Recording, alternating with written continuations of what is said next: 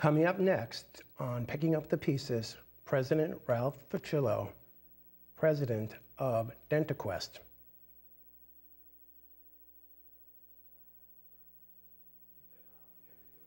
Okay, sure. DentaQuest Foundation. Yeah.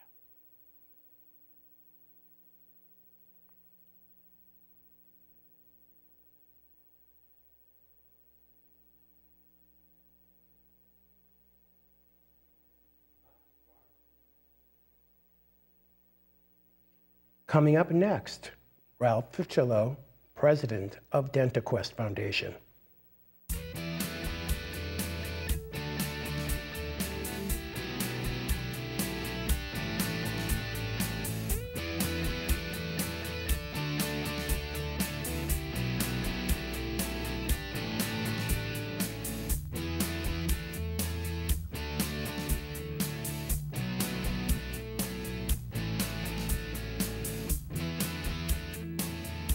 Welcome, I'm Michael Travaglini with Picking Up the Pieces. And with me today, I have President Ralph Fuccillo, who is the president and of DentaQuest Foundation. Welcome. Thanks, Michael. It's great to be here. Thanks for your interest in the work of the DentaQuest Foundation. Absolutely. Yeah. So, Ralph, tell me about yourself. Well, as you recited in my title, I'm the president of the DentaQuest Foundation. I've been there since 2006. And some of your viewers might know I've been active in public health and prevention activities in the area for a long time. I've worked with the Boston Public Health Commission and a lot of other stakeholders, and both in the role of philanthropy here at DentaQuest and other organizations. And I'm from the area. I grew up around here. Well, great. Well, thank you. So what is DentaQuest? Well, DentaQuest is an interesting organization. We are a mission-driven organization totally focused on oral health. Okay. We have a mission of improving the oral health of all. We're very concerned about everyone having good oral health across the country. We are a national organization, and we fulfill our mission in 3 different ways. Okay. First of all, people need coverage for their dental care, so we provide dental benefits. We also, work that I represent is the work of the foundation, so it's philanthropic activities. And in that philanthropic set of activities, we're highly focused on stakeholder engagement. We want people to get involved in oral health in all kinds of ways, which hopefully we'll have a chance to talk about in the next few minutes. Oh, that's great. And then we also have a DentaQuest Institute that's located in Westborough, Massachusetts. And we're focused through the Institute on improving dental care delivery. Okay. So how people, in all the different ways that we can make dental care more effective and efficient.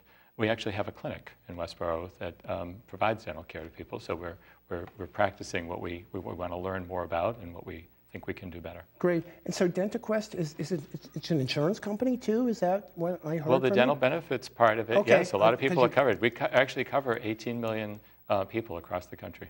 Okay. And in Massachusetts, we don't call it DentaQuest, right? We have an affiliated relationship with Delta Dental of Massachusetts, so a lot of people in Massachusetts would know that as well. Okay, that's great. There's an affiliation there. Good, good. And how did you get involved with DentaQuest? Well, as I mentioned in my introduction, I've been involved in public health for a long time.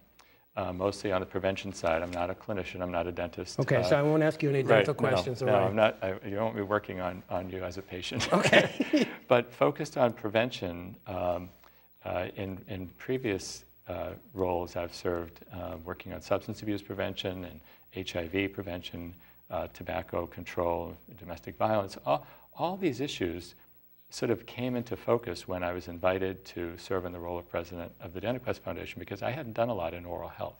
Oh, okay. So in 2006, I was recruited to this role. And so you had a lot of education in your part to well, learn about... public health, yes. Right, public health. Public health. And so the awareness that I had when I took on this role was that oral health fits into the public health domain as much as it does in dental care and in dentistry.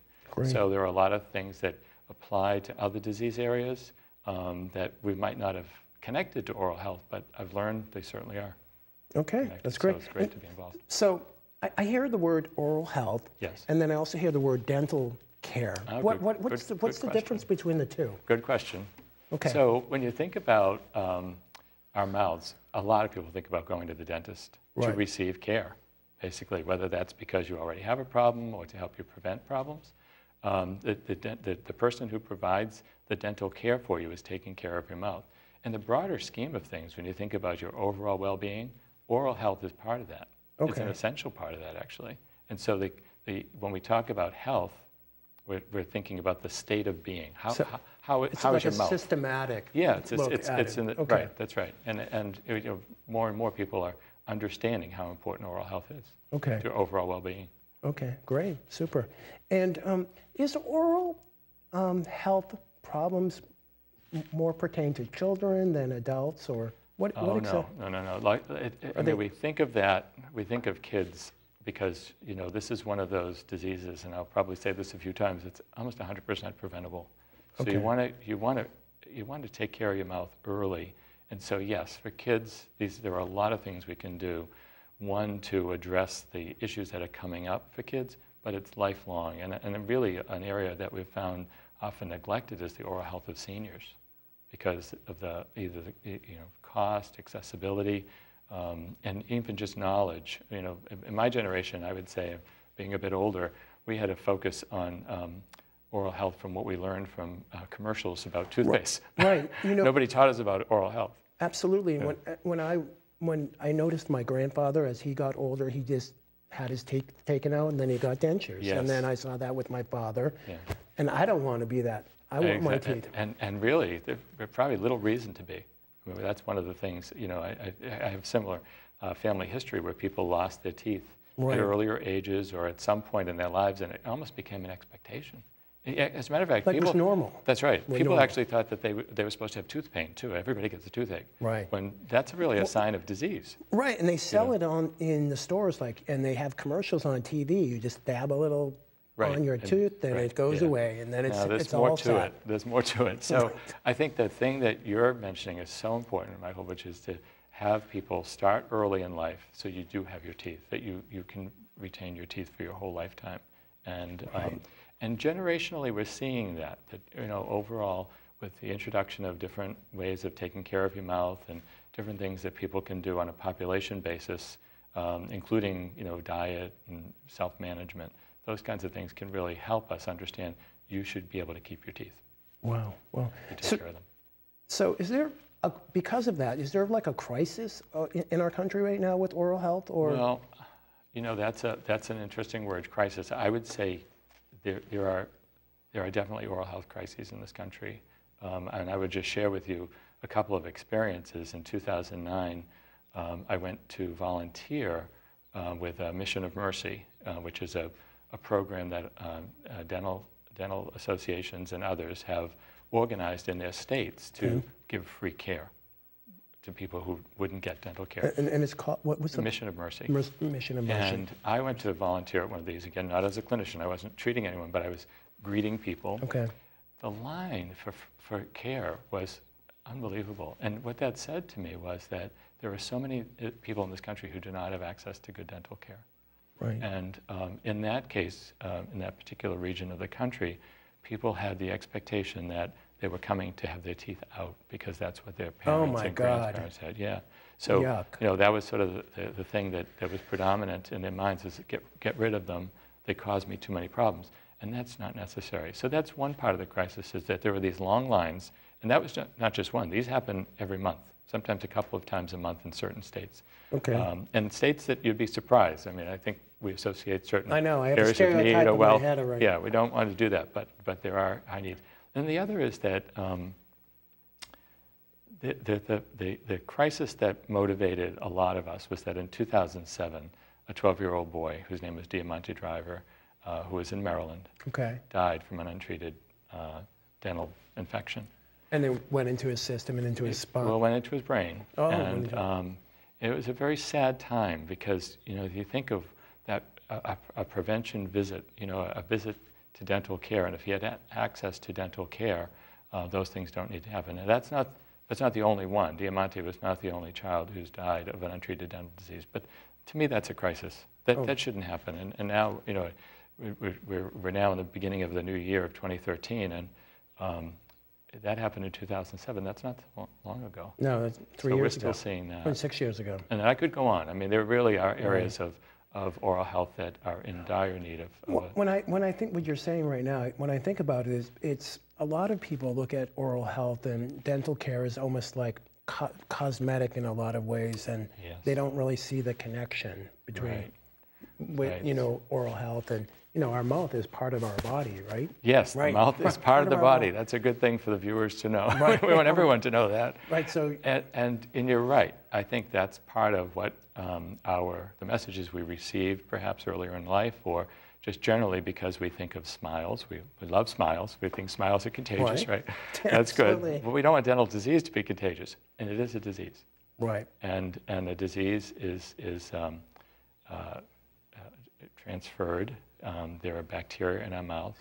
You know, when people think of having a strep throat, they think of a particular kind of Streptococcus bacteria. Streptococcus mutans is a bacteria that's in the mouth, and it exacerbates the deterioration of enamel, and then you get cavities. Wow. But you can stop that deterioration with certain practices, good dental hygiene, for instance, and whether you have a dental provider who guides you through that, or if you just learn that on other ways through health education and other ways. That's great. That's great. So, what initiatives is DentaQuest doing right now that you're working on? Or thank you for asking us that. You just asked me about the problems and all the crises, and as a foundation, there are certainly ways that we could continue to just make grants, and we could give money to very worthwhile programs, and there are many of them around the country. But as we were looking at this, we thought, how can we create a long-lasting solution around oral health to really, if it's a preventable disease? So we have a diagram that I think we might be able to show the audience. It's a which one? It's a systems. It's 4 systems, and it talks about the way people get care, and the way people are financing their care, and then in the community where they get care. You know, so right and so good. The thing that we often miss is that there are a lot of policy decisions that influence how oral health is treated in this country. So when you think about our approach, we've taken 4 systems: the care system, the financing system, how it gets paid for, where people get the services in the community, and the policy changes. And what we've done is we've developed our grants program aligned with those 4 systems. So on the care side, it would be great if we understood that preventive care should be the norm. Don't wait until you have a crisis. It's sort of like having a heart condition and waiting until you have a heart attack. Right now, they'll tell you, walk, exercise, do all those things to manage that disease. And in the care frame system, we want people to be able to manage that disease. Not get a cavity. Just take care of what's in. On the community side, we have a lot more to do on the oral health literacy side. And I have another display of our diagram that has the ideal system related to community. We have to increase oral health literacy. So those are some of the initiatives. If I told you by name, we have a campaign to increase the capacity of community health centers. That's strengthening oral health safety net. That's one of our campaigns. And then our other big campaign. So what are you doing to strengthen the oral health of in community health centers? In community health centers, well, right? Because I know Boston has quite a few of them. We do. We're proud of them. So a few years ago, our key partner in Massachusetts was the Massachusetts League of Community Health Centers. And we, through our funding and partnership with the Mass League, we have created an Office of Oral Health Strategies, and they work with the health centers all over the state. Well, that was so successful here in Massachusetts that we expanded that. We now fund 10 primary care associations that are just like the Mass League, and they work with their health centers. So what do? They look at the dental clinic within the health center, try to connect it to the overall health center, and strengthen the way in which that care is organized, delivered, integration with medical and dental. There are a lot of ways in which that's been treated very separately, and what we want to do is help people understand that just like the mouth is part of the body, that care system ought to be connected in a strong way. And is this done with the Oral Health Alliance, or Well, a lot of people are involved in both activities. Okay. So do you want me to tell you a little bit about the Oral Health Alliance? Please That's do. a new organization. I'm glad you know about that. Right. The U.S. I actually went on your website a lot. Good. Oh, good. Good. So the National Oral Health Alliance is a new, as I mentioned, a newly formed organization. And just as you were asking me about all those questions, you could probably sense that there are some differences of opinion on some things as you try to solve a social problem. So the National Oral Health Alliance was formed. They chose 6 priorities that if we work on those 6, we might be able to really achieve this optimal oral health in the nation. And we do that by a process of reaching common ground. Okay. So even when I heard the title of the programs here on picking up the pieces, I thought, putting the pieces into a common ground experience through a National Oral Health Alliance is really, right now, a very effective strategy. We've had 4 national meetings focused on different aspects, those 6 priorities I talked about. Oh, that's great. And it's going very well. People are joining the Alliance, and I'd invite anyone. It doesn't cost anything to join the Alliance, so I hope you'll become a member, and people who are watching will become a member of the National Oral Health Alliance. I hope so. I'll check that out. Yeah. So I remember you said something about a clinic being in Westboro, and you're not a provider of healthcare, but you have a clinic in Westboro. Tell me about the clinic in Westboro, and what do you do there, and what happens there? Thank you for asking that, too. The DentaQuest Oral Health Center is in Westboro. Okay. We have about 12,000 patients. Wow. How many dentists do you have working there? Well, it's a whole dental team. So think about the type of practice that we have, which is focused on prevention. Okay. And so the preventive care is what patients experience, and it's a priority. It's sort of keeping the patients engaged, both, again, in their own self-management, but also in the care with their provider. And when people come to the Oral Health Center in Westboro, they learn about prevention. They learn that they have a disease that needs to be managed. And you could liken it, for instance, if you went to your doctor and the unfortunate thing of being told you have a chronic condition like diabetes. It needs to be managed. Right. You can stay out of trouble with that. So when you come to the Oral Health Center, probably you have some level of oral disease. You want to find out what level it is and treat you accordingly. Right. Not rush to thinking about all the things that you might need. Let's handle this as if we're managing a disease in the best way that we can between you and your provider. Oh, that's great. That's great. Is there any sort of special treatments that would happen at this clinic that wouldn't happen in my dentist's office if I would go? Well, I don't know where you go, so okay, I'm be careful about answering that. But I'll tell you. No, but I'll tell you what we have learned and continue to learn is that sometimes you can. There's a process of remineralizing a tooth, for instance, before you think about perhaps not getting right into the stage of treatment where you want to drill it and put some filling in it. Okay. What you want to do is to see, what is the state of the patient's oral health overall. And are there things that the patient will be good about applying fluoride, for instance, and strengthening enamel? That you might say, reduce the intake of sugary foods. Right. Or if you do have sugary foods, brush. It sounds like it's like they have like a holistic approach to dental care. We are holistic, yeah, we are holistic. That's a good word to use. And prevention focused.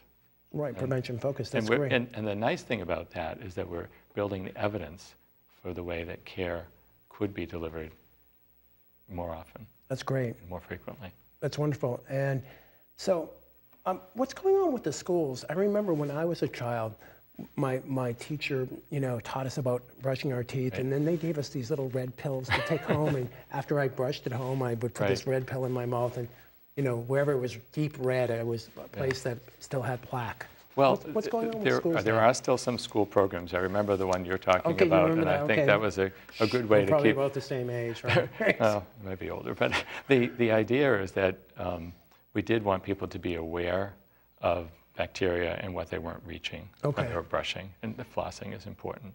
And there still are some programs like that, but some of the programs that are more available are programs where we bring portable equipment into schools, and we've funded some programs like that. Okay. It might be an example of a dental school might have a team of hygienists who, again, with parents' permission.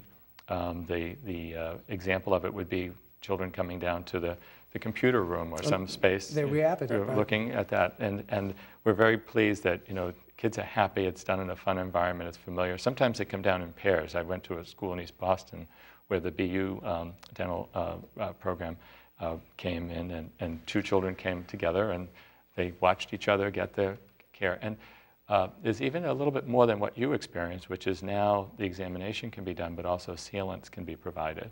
It can be applied to students, again, with parents' permission. Are sealants things that, is a treatment that parents should seek out? Is it? Well, again, I won't give advice, but I will tell you that the findings that we have are that applying a sealant to a tooth in a really effective way prevents decay. Okay. Because you're coating that surface with something that will, when the substances come in that could cause decay, there's a protection there. You might be interested in just yesterday, the Pew Center for the States, they have a children's oral health campaign. They published a report card on how we're doing nationally, state by state, with sealant application. And sadly, we're not applying enough sealants. So we're seeing it that people aren't getting them on their kids' teeth. Wow. It's such a good prevention strategy from the research that we've learned. And so it just sort of repels plaque buildup. It coats, yeah, it has a coating that it provides, especially on the surfaces where there's chewing. And so the substances that are chewed would be, the enamel would be exposed to those substances. This way there's a barrier. And so, you know, parents should maybe seek this out for their children. Should adults be looking at sealants, or is it? I know a little less about that. I think the thought is that children, are really the focus of the sealants. But perhaps there are adults that should have it too. Be something for a good dental provider to come on the program and. Absolutely. Yeah. Wow. We have, believe it or not, we only have a couple minutes left of the show. Sure. And let me see. Let me ask you this question: is the oral health community working with the medical community in regards to joining forces? Yes. And because the mouth is really part of the body, right? Right. Well, we're very happy to tell you we have a national interprofessional initiative on oral health. Okay. And we've had family physicians, pediatricians, nurse practitioners, PAs. We have a very good sense of cooperation. And there's a curriculum that non-dental professionals can learn from on the web. It's called Smiles for Life. Wow. And so there are 8 modules, and there's a lot of information that non-dental professionals can learn on how to collaborate with the dental community. That's great. And their patients on better care. So yes, that's a trend that's happening. That's great. I know we have some information on how to contact your organization and how to reach out, because it sounds like your organization gives out, they do research, they give out money, they look at new, holistic ways of treating people, and they do a lot. And they do a lot. And then they also have a foundation where they give money. Yes, we make grants. We have a grant program that anyone visiting the web will see the grant programs, and we should look to see whether there's any alignment between what they're doing and what we offer for support, and contact our grants team. Oh, that's great. Yeah. Wonderful. Well, thank you very much. And I'm Michael Travaglini with Picking Up the Pieces. With me today is Ralph Fuccillo, president of DentaQuest Foundation. Thanks for being here. I appreciate it. It'd be great.